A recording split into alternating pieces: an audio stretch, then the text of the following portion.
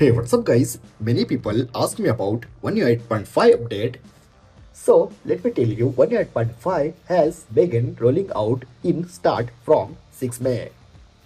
Guys, rollout is phased, so it may take time to reach all devices depending on country and region. So now let me tell you one by one all series.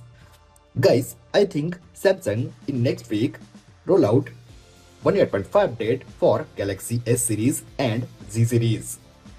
Guys, because Samsung doing same last year with One UI 7 update.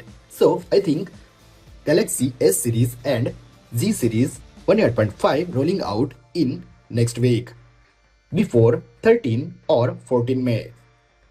And in third week Samsung roll out 1.5 update for A series and M series and F series.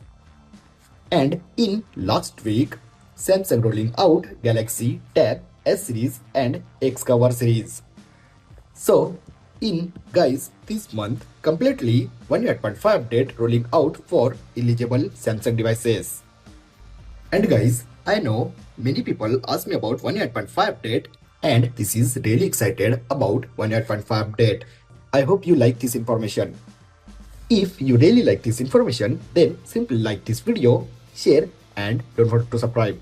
See you next video. Bye bye.